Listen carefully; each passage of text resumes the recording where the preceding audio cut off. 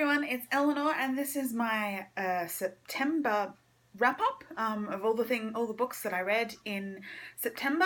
And this time I have actually made notes in an attempt to be more organised, so we'll see how that goes. But yeah, so I actually had a really good reading month in September, mostly I think because in an attempt to get out of my reading slump, I actually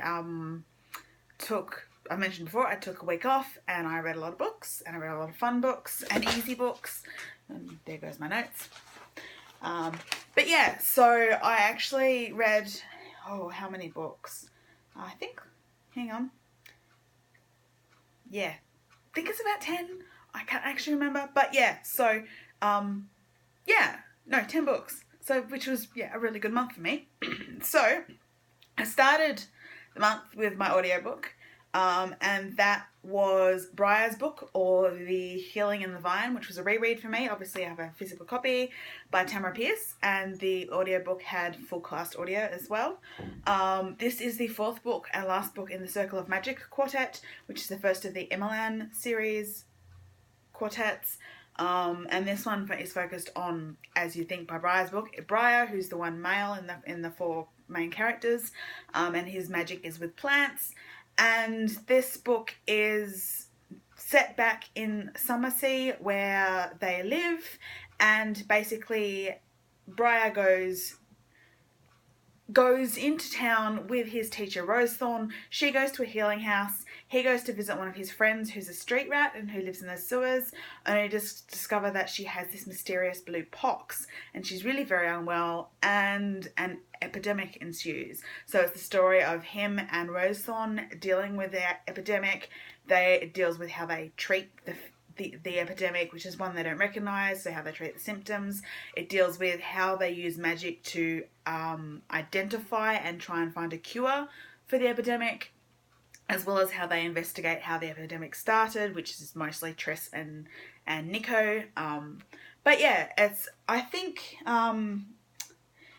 it's possibly the most terrifying of the Circle of Magic books in the epidemics. I find epidemics really terrifying. And it's an epidemic is something that could happen in this world as well. And there's also a lingering danger for some of the most beloved characters, and the characters confront death in a more personal way than they have in the previous books. I won't spoil the ending, but let's just say one of the beloved side characters faces death, and it gets really close. I won't say who. But yeah, so that was my audiobook of the month. And so I really enjoyed rereading that.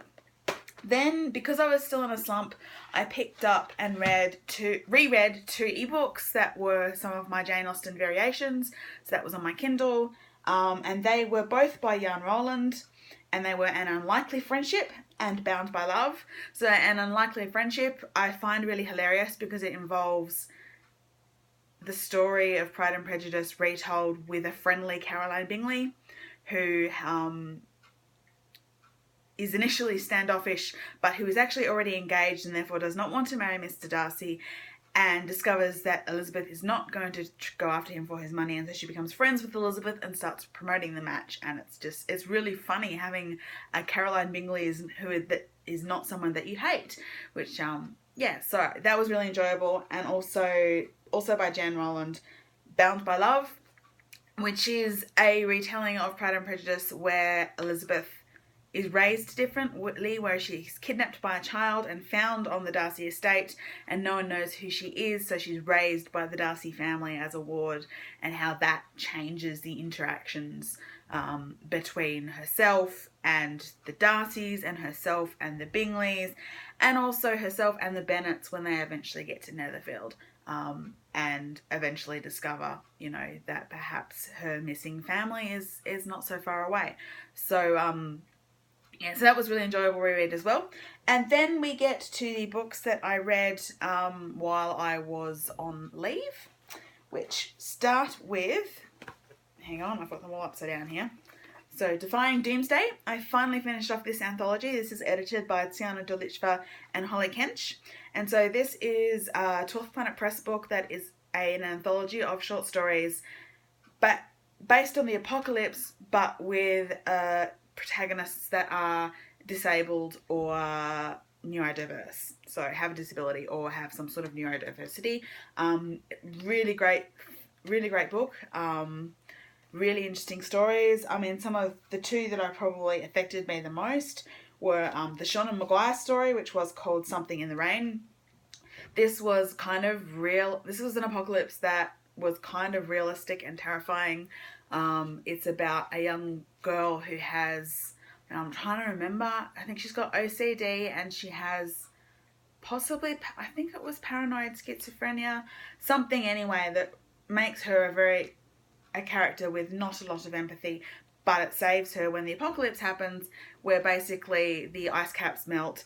They release these microscopic creatures who then strip the flesh, piranha-like, of anything outside when it rains.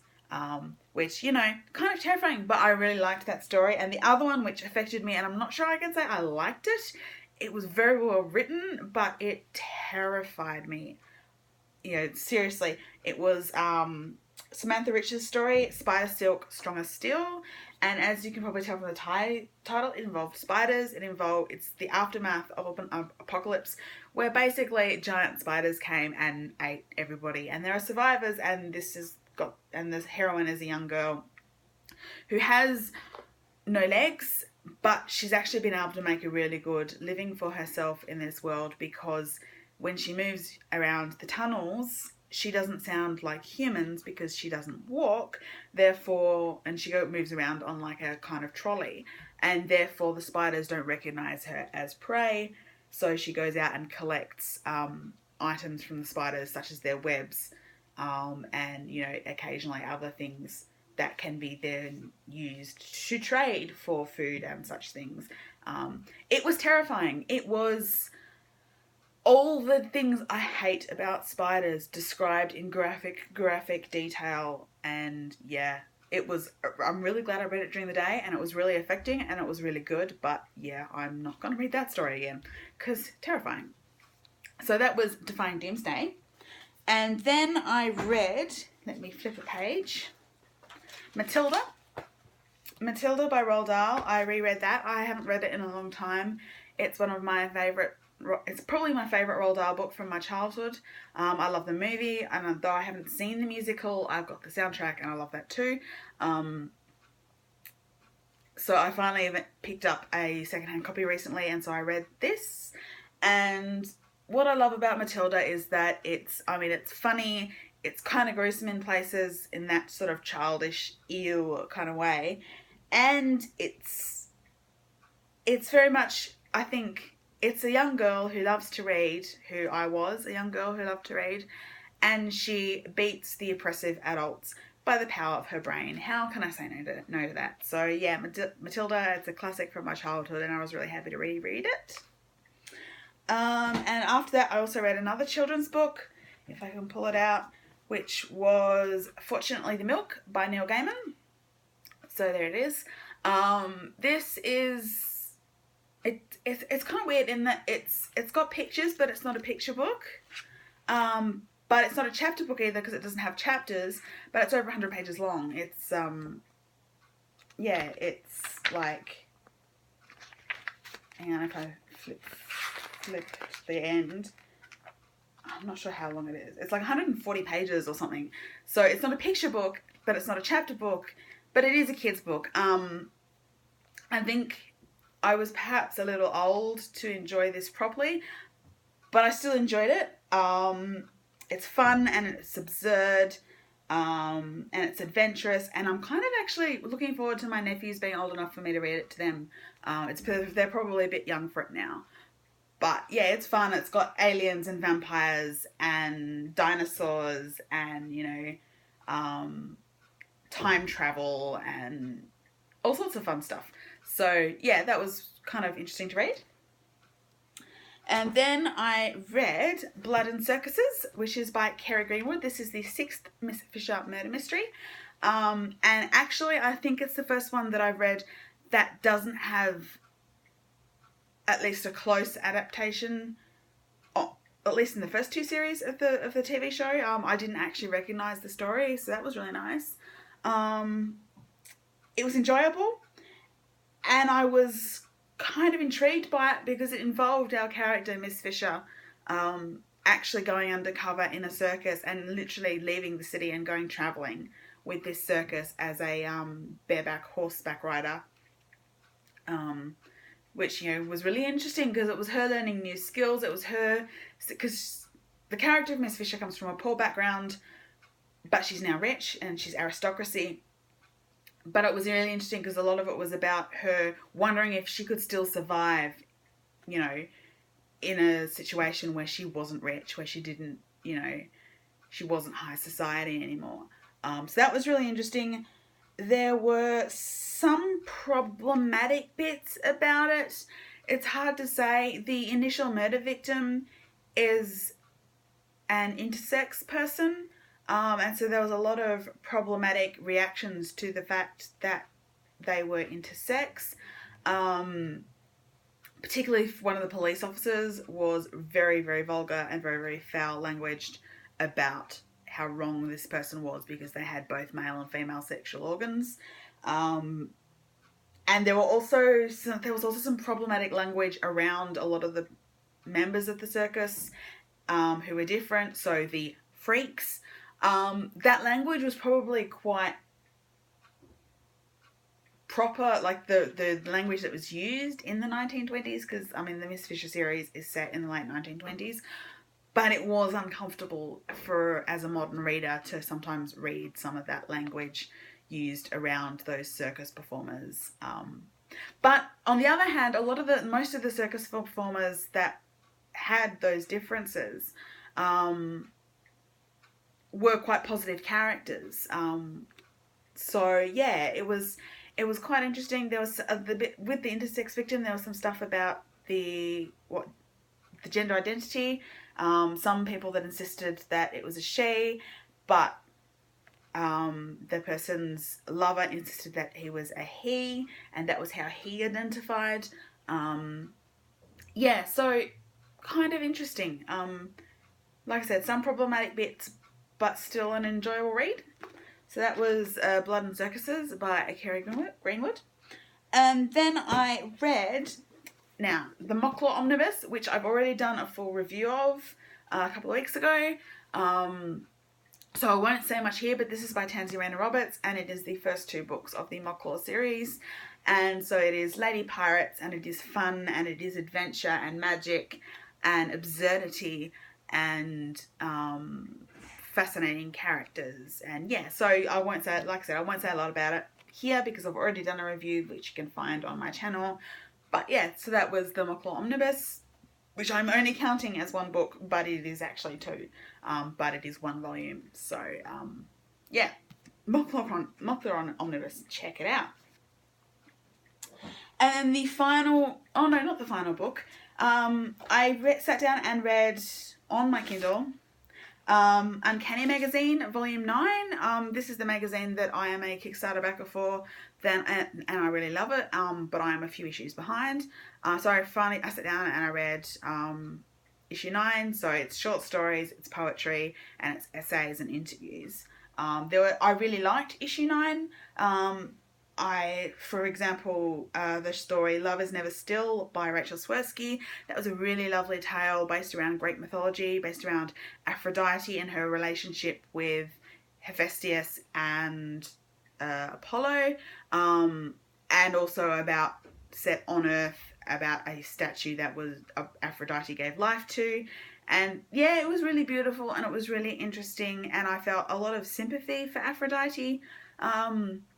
But yeah, I really liked that story, and I think even though I'm not sure which myth it was based on, and not something that I've studied, but even just my general studies of mythology recently actually helped me understand the story a lot better.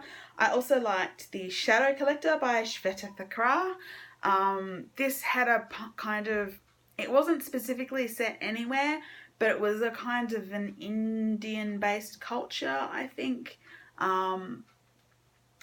But what really fascinated me was the concept of the girl blossoms, which are these flowering plants like, you know, roses and lilies and water lilies and all this kind of thing, but that actually had girls. Like, they were plants, but they had girls living inside them, like these magical girls. One which, the water lily, she tended to give prophecies and advice.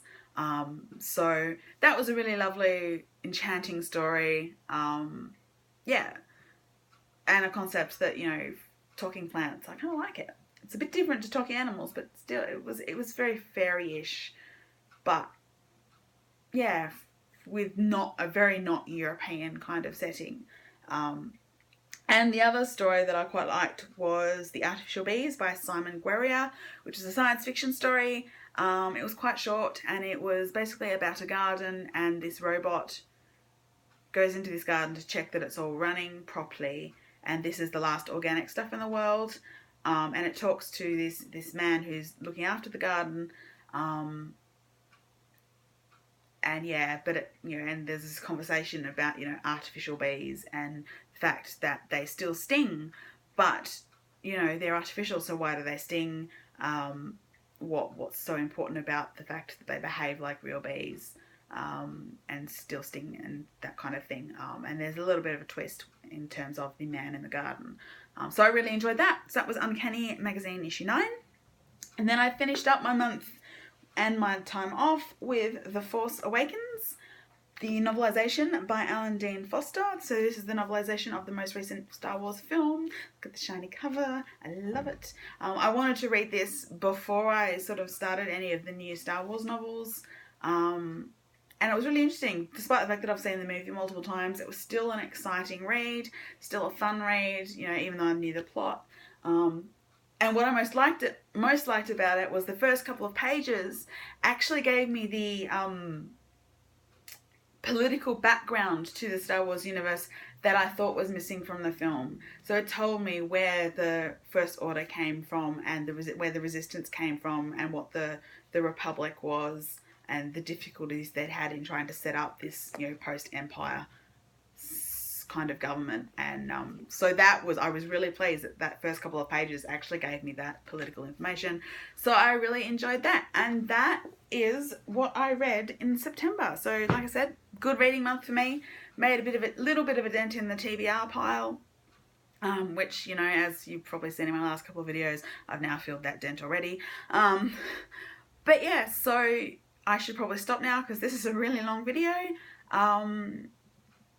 I hope everyone, you know, enjoyed the video, and hopefully I'm in the middle of a lot of books at the moment, but hopefully I'll have a really good reading month again, and I will see you later.